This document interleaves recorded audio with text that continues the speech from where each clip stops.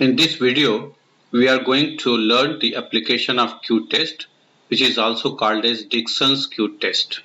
See, through this test, we can identify a number which is being considered as an outlier, which looks quite different from other values.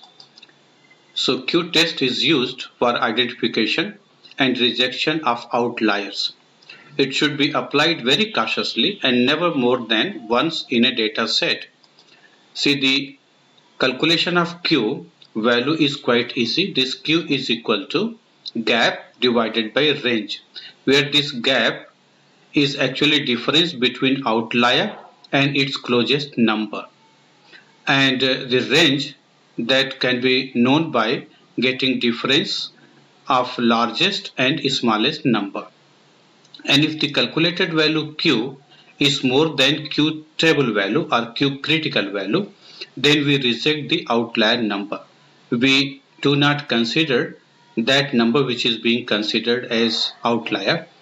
And if this Q value is less than the table value, then we accept this outlier in the or that value which is being considered as outlier in the data set. So, and this is the table, table for critical value of Q is given here, and at 95% level, these are the values which are actually used to compare with the calculated value of Q.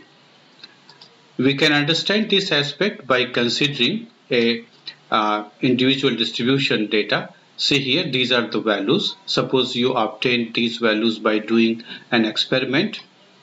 So the values are here, and total number of cases, total number of items are 9. So n is equal to 9. And first of all, you have to arrange these values in increasing order or in ascending order. So the lowest number is 11 here. So 11 comes first, then 13, then 15, 16. So you go on arranging these values, all these 9 cases. And what we observe that this value 34 looks to be different from others, because other values are very close to each other, but 34 is looking quite different. So if you arrange the values like this, then maybe the highest number will be considered as an outlier, or in some cases there may be lowest number looking as an outlier. So whether that number will be included in the data set or it will be not considered, for that we perform this Q test. So this Q, as I told you, is equal to gap divided by range, and in the earlier case, the number which is closest to outlier, that is 34, is 24.